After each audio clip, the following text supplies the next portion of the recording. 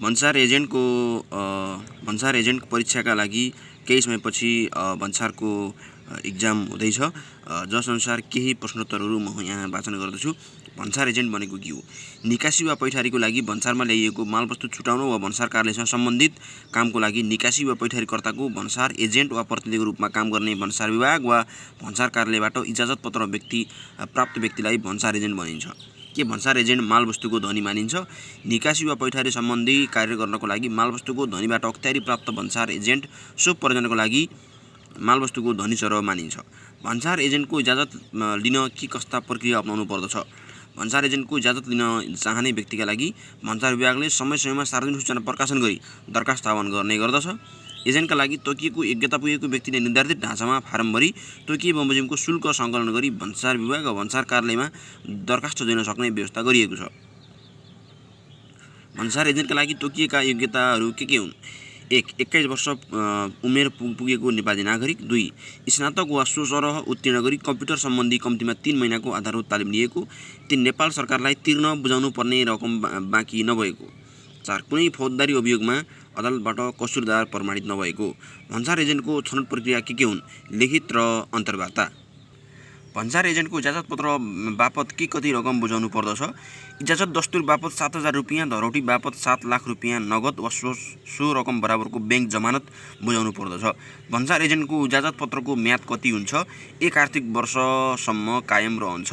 भन्सार एजेन्टको इजाजत पत्र नवीकरण गर्न सकिन्छ सकिँदैन? सकिने भए के कस्तो प्रक्रिया छ?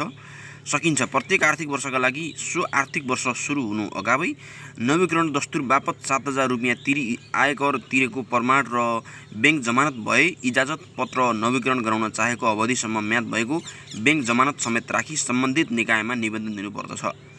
1 भन्दा बढी आर्थिक वर्षको लागि भन्सार एजेन्टका लागि इजाजत पत्र कायम राख्न सकिन्छ वा सकिँदैन? सकिन्छ। 3 आर्थिक वर्षको निम्ति एकै पटक भन्सार एजेन्टका इजाजत पत्र नवीकरण दस्तुर एकमुष्ट तिरेर र ब्याङ्क ग्यारेन्टी भए सोही बमोजिम ब्याङ्क जमानतको म्याद भएको कागजात संलग्न गर्नुपर्दछ।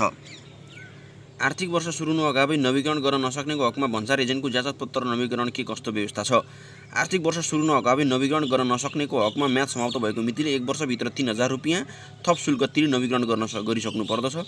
सो म्यादभित्र समेत नवीकरण नगराएको इजाजत पत्र स्वतः रद्द हुने व्यवस्था छ। भन्सार एजेन्टको इजाजत पत्र रद्द भएपछि पुनः जगाउने कुनै व्यवस्था छ? सुरुदेखिको प्रक्रिया सुरु गर्नुपर्दछ।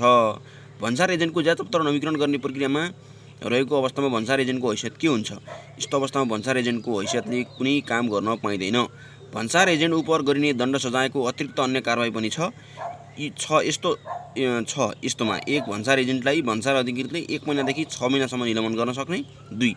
यस्तो निलम्बनको कारबाहीमा तेस्रो पटकसम्म पनि परेमा भन्सार अधिकृतले निजको इजाजत पत्र रद्द गर्न सक्ने। भन्सार एजेन्टको इजाजत पत्र निलम्बन वा रद्दका विरुद्ध सुनुवाईको व्यवस्था छैन? छ। निलम्बन गर्नुअघि वा इजाजत पत्र रद्द गर्नुअघि निजलाई मुनासिब माफीको सफाई पेश गर्ने मौका प्रदान गरिन्छ। निलम्बन अवधिको भन्सार एजेन्टको हैसियत के रहन्छ? निजले भन्सार सम्बन्धी कुनै काम गर्न पाउँदैन। इजाजत पत्र रद्द गरिएको परिस्थितिले के असर गर्दछ? यसरी इजाजत पत्र रद्द गरिएको परिस्थितिमा त्यस्तो भन्सार एजेन्टले पुनः भन्सार एजेन्टको इजाजत पत्र प्राप्त गर्न सक्दैन। निलम्बन वा इजाजत पत्र रद्द सम्बन्धी गरिएको निर्णय उपर निवेदन गर्न सक्ने व्यवस्था छैन। 6. इजाजत पत्र निलम्बन वा रद्द वा जरिवाना गर्ने गरी निर्णय उपर चित्त नबुझे भन्सार एजेन्टले भन्सार विभागमा महानिर्देशक समक्ष निवेदन दिन सक्ने व्यवस्था छ। निलम्बन वा इजाजत पत्र रद्द सम्बन्धी गरिएको निर्णय उपर निवेदन दिने कुनै समय अवधि तोकिएको छ? त्यस प्रकारको निर्णय भएको मितिले 35 दिनभित्र निवेदन दिइसक्नु पर्दछ। महानिर्देशकबाट कति समयमा निलम्बन वा इजाजत पत्र रद्द सम्बन्धी गरिएको निर्णय उपरको निवेदनमा निर्णय हुन्छ? त्यस्तो निवेदन उपर सामान्यतया 30 दिनभित्र निर्णय दिनुपर्ने व्यवस्था रहेको छ। महानिर्देशकको निर्णय उपर चित्त नबुझेमा पुनरावेदन गर्न सक्ने व्यवस्था छैन। महानिर्देशकबाट तत्सम्बन्धमा गरिएको निर्णय अन्तिम निर्णय हुन्छ। भन्सार एजेन्टले आफ्नो अनुपस्थितिमा प्रतिनिधि राख्न सक्छ वा सक्दैन? 1 जना प्रतिनिधि राख्न पाउने व्यवस्था छ, तर त्यस्तो व्यक्तिको योग्यता भने भन्सार एजेन्टको लागि निर्धारण गरिएको योग्यता बमोजिम नै हुनुपर्दछ। प्रतिनिधि राख्नको लागि नियुक्ति गर्नको लागि के कस्तो प्रक्रिया अपनाउनु पर्दछ? कुनै 1 जना व्यक्तिलाई प्रतिनिधिको रूपमा नियुक्ति गर्न चाहने भन्सार एजेन्टले भन्सार कार्यालयको प्रमुख समक्ष निवेदन दिनुपर्दछ। प्रमुखले सम्बन्धित एजेन्ट र प्रतिनिधि व्यक्तिलाई उपस्थित गराई आवश्यक अनुमति दिन सक्ने प्रावधान रहेको छ। प्रतिनिधिको रूपमा नियुक्त गरिएको व्यक्तिले एकभन्दा बढी भन्सार कार्यालयमा एजेन्टको प्रतिनिधिको रूपमा काम गर्न पाउँदैन। एउटै भन्सार कार्यालयमा एकजना प्रतिनिधि नियुक्ति गरिसकेको अवस्थामा अर्का थप एकजना प्रतिनिधि नियुक्ति गर्न पाइन्छ वा पाइँदैन। एकजना नबढ्ने गरी भन्सार एजेन्टको लागि तोकिएको निर्धारण गरिएको योग्यता पुगेको व्यक्तिलाई पहिलो प्रतिनिधिका सम्बन्धमा अपनाइएको प्रक्रिया अनुसार नियुक्ति गर्न सकिन्छ। तर त्यस्तो प्रतिनिधि नियुक्ति गर्नको लागि भन्सार एजेन्टको इजाजतपत्र लिँदाको अवस्थामा झैँ रु 7,000 इजाजतपत्रको शुल्क बापत र रु 7 लाख रुपियाँ नगद वा ब्याङ्क प्रत्याभूति राख्नुपर्ने अनिवार्यता छ। भन्सार एजेन्टको प्रतिनिधिको रूपमा नियुक्ति गरिएको प्रतिनिधिको हैसियत के हुन्छ?